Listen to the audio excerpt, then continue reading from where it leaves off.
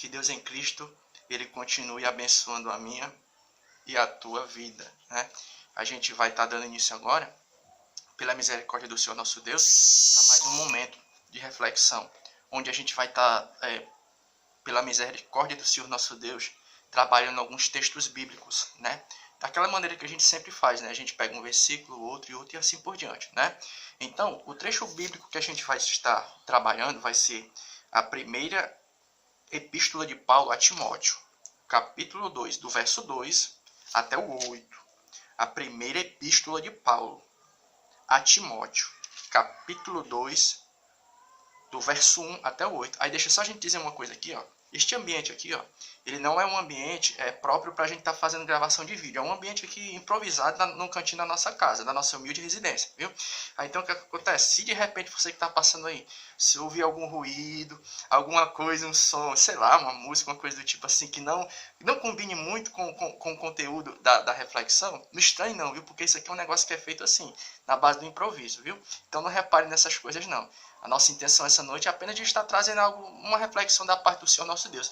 Mas daqui uns dias, não sei, há um ano, daqui para frente, não sei. Deus nos abençoar, nos dando condição de ter um local com um preparo acústico melhor, né? Para a gente fazer um negócio mais legal, né? Para Deus. Então, que assim seja. Mas até lá a gente vai fazendo as coisas assim. Então, se você ouvir algum ruído, alguma coisa, não estranhe não, tá certo? Ó, então a gente vai trabalhar o primeiro versículo. A primeira epístola de Paulo a Timóteo, capítulo 2, o verso 1. Aí depois o 2 até chegar no verso 8. Hoje a gente vai estar trabalhando com o verso 1, que diz assim, ó, repetindo, primeira epístola de Paulo a Timóteo, capítulo 2, verso 1. Admoesto-te, pois, antes de tudo, que se façam deprecações, orações, intercessões e ações de graças por todos os homens. Admoesto-te, pois, diante de tudo, que se façam deprecações, orações, intercessões e ações de graças por todos os homens. E mulheres também, né? Que a gente entende que é varão e varoa aqui, homem, mulher, rapaz, moça, né?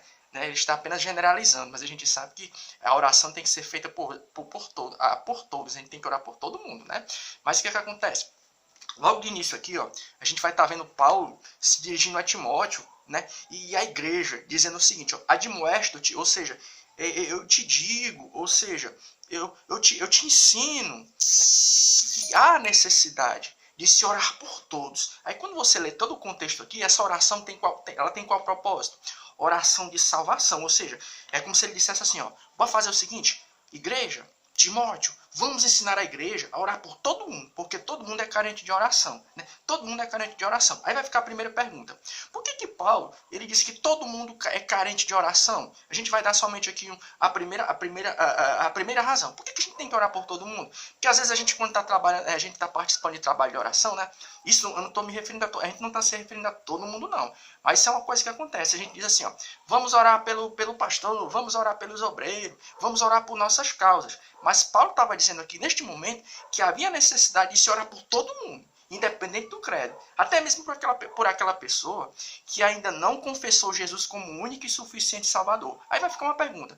Por que a igreja hoje ela tem que orar por todo mundo? Por quê? Porque a gente entende o quê? Vamos lá para Romanos capítulo 3, 23. Porque todos pecaram e destituídos estão da glória de Deus. E se a gente levar em consideração o fato de que o contexto aqui está falando a respeito de oração por salvação, o que é que a gente entende? A gente entende que essa oração é uma oração intercessória para que todos aqueles que estão sendo alcançados pela mensagem do Evangelho venham a se salvar. Ou seja, por que a gente tem que orar por todo mundo? Porque todo mundo é carente de salvação. Todo mundo precisa ser salvo. Não é somente aquele que já confessou ou aquela que já confessou Jesus Cristo como único e suficiente Salvador que precisa de oração, não. A pessoa também que ainda não tomou essa decisão. E a oração ela vai servir até mesmo como um tipo de impulso no mundo espiritual. Você está intercedendo ali pela pessoa, né? Senhor, meu Deus e meu Pai, salva fulano, entra com providência de salvação na vida de ciclano, de fulano, de fulana. É só uma maneira que a gente está usando aqui, né? Uma ilustração, né? Mas por que a gente tem que orar por todo mundo? Porque todo mundo é carente de oração e de ser salvo e salva. Aí, ó, já que a gente está falando de oração, a gente ia tocar aqui num ponto que a gente não ia, não. Mas é muito bacana a gente tocar nesse ponto, embora seja algo muito assim, digamos, pesado. Sabe o que é? É a seguinte pergunta. Esse contexto aqui está falando a respeito do quê? Oração por salvação. Aí vai ficar uma pergunta. Irmão, Existe base bíblica para a gente orar para que Deus ele venha tirar a vida de alguém? Não se escandalize, não. Não se escandalize, não. Vamos partir do pressuposto que existe uma pessoa que está trazendo problemas. Por exemplo, dentro de um ministério de uma igreja, de um ambiente, né? Existe base bíblica para a gente se unir e orar para aquela pessoa? Tipo assim, ó. Senhor, meu Deus e meu Pai, mata fulano, mata cicrano. Existe base bíblica para a gente fazer uma oração para que Deus venha tirar a vida de alguém? Não. No máximo, quando uma pessoa não está, digamos, andando nos caminhos do Senhor e trazendo, digamos, até um certo prejuízo para a obra, a Bíblia diz apenas uma coisa: não ore. Não interceda por essa pessoa. Nós estamos falando de oração, né? Então, já que a gente está falando de oração, vai surgir uma pergunta. Existe base bíblica para a gente orar para que Deus ele venha tirar a vida de alguém? Tem não. No máximo, a Bíblia diz assim, ó, não ore. Se a pessoa não está querendo ouvir a palavra, se a pessoa está até mesmo trazendo prejuízo até para a obra, a pessoa que está inserida no contexto da igreja. O que é que a Bíblia diz? Apenas não ore pela pessoa. Vamos lá para Jeremias. Jeremias capítulo 7, 16. Jeremias 7, 16. Jeremias 7, 16. Jeremias 7 e 16 que diz assim, ó. Tu, pois, não ores por este povo, nem levante por ele clamor ou oração, nem me importunes, porque eu não te ouvirei. Jeremias 7,16. Existe base bíblica para a gente orar para que Deus venha tirar a vida de alguém? Não. No mínimo, a Bíblia diz o quê? Não ore.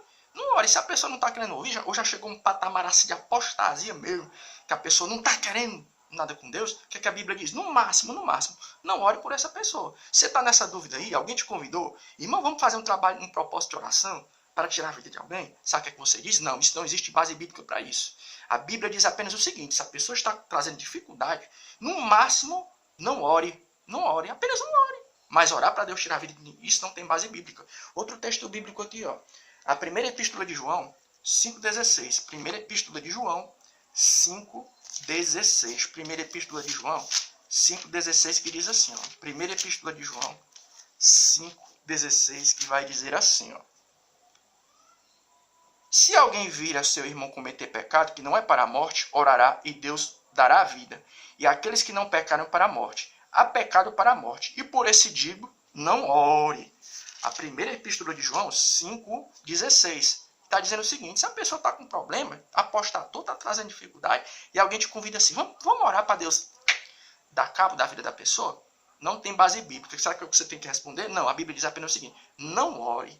E outra parte aqui que é muito interessante, ó, Lucas capítulo 9, Evangelho de Lucas, capítulo 9, Evangelho de Lucas, capítulo 9, o verso 51 e o 56, que vai dizer o seguinte, ó. E aconteceu que, completando-se os dias para a sua assunção, manifestou o firme propósito de ir a Jerusalém, e mandou um mensageiro diante da sua face. E indo eles entraram numa aldeia de samaritanos para lhe prepararem pousada. Mas não receberam, porque o seu aspecto era como quem ia para Jerusalém. Os discípulos Tiago e João, vendo isso, disseram ao Senhor: Senhor, queres que digamos que desça fogo do céu, e os consuma como Elias também o fez? E voltando-os, porém, o repreendeu e disse: Vós não sabeis de que espírito sois? Porque o Filho do Homem não veio para destruir as almas dos homens, para salvá-las. Olha aí, ó. Evangelho de Lucas, capítulo 9, o 51 até o 56. Então, Paulo ele vai dizer o seguinte: vamos orar por todos, porque todo mundo é carente de oração. Né? Agora, por que algumas pessoas não fazem não tem esse propósito de orar por todo mundo, né? Pelo Estado, né? Por os governantes? Vai depender muito da visão que a pessoa tem. Se a pessoa entende que todo mundo é carente de oração, a pessoa vai orar por todo mundo, independente de credo ou circunstância. Aí vai surgir outra pergunta: existe base bíblica para a gente orar para Deus tirar a vida de alguém? Vamos partir do pressuposto que a pessoa apostatou, está criando dificuldade, e alguém te convida para você orar. Vamos orar para Deus dar cabo? Isso aí, né? Você vai responder o seguinte: a Bíblia diz apenas o seguinte: se a pessoa está trazendo problemas, a Bíblia diz apenas o quê? Não ores por essa pessoa. Jeremias capítulo 7, 16 e 1 João capítulo 5, 16. Boa noite e amém.